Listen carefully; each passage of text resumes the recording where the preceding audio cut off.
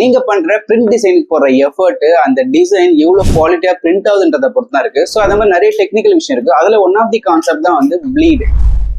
So இந்த design use பண்ற pleat, safe area, margin இதெல்லாம் என்னென்ன அப்படின்னு சொல்லிட்டு இந்த வீடியோல பார்க்கலாம். ஸோ இந்த ப்ளீட் வேல்யூ ஃபாலோ பண்ணாட்டி பிரிண்டிங்ல இந்த டிசைன் எப்படி இருக்கும், ப்ளீட் ஃபாலோ பண்ணா எப்படி இருக்கும்ன்றது டிஃபரன்ஸ் பார்த்துலாம். இந்த மாதிரி ஃபிளையர்ஸ் பிரிண்ட் பண்ணும்போது நிறைய இம்ப்ரெஷன்ஸ் வந்து பிரிண்ட் பண்ணுவாங்க. அப்போ வந்து இது ஒரு ஸ்டாண்டர்ட் சைஸ் இல்லாம ஸ்டாண்டர்ட் சைஸஸ் வந்து டிவைட் பண்ணி தான் வந்து பிரிண்ட் பண்ணுவாங்க.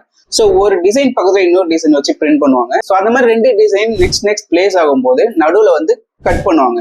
அந்த மாதிரி கட் பண்ணும்போது அன்வான்டட் ஒயிட் ஸ்பேஸ் வந்து நம்ம டிசைன்ல இருக்கக்கூடாது. ஸோ அதை மேட்ச் பண்றது தான் இமேஜை எக்ஸ்டெண்ட் பண்ணி ப்ளீட் வேல்யூ செட் பண்ணுவாங்க. ஸோ நம்ம டாக்குமெண்ட் செட்டப்ல இங்க பாத்தீங்கன்னா இதுதான் ஆக்சுவலா பேஜ் சைஸ். நெக்ஸ்ட் இங்க இருக்கிறது பாத்தீங்கன்னா ப்ளீட்.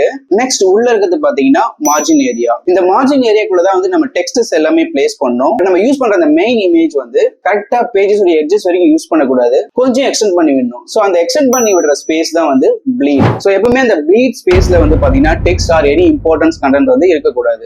ஸோ ஒன்லி வந்து எக்ஸ்டெண்டட் இமேஜஸ் மட்டும் தான் இருக்கலாம். இந்த வீடியோ இன்ஃபர்மேட்டிவா இருந்ததுன்னா அந்த வீடியோக்கு ஒரு லைக் கொடுத்து என்ன ஃபாலோ பண்ணீங்க. See you.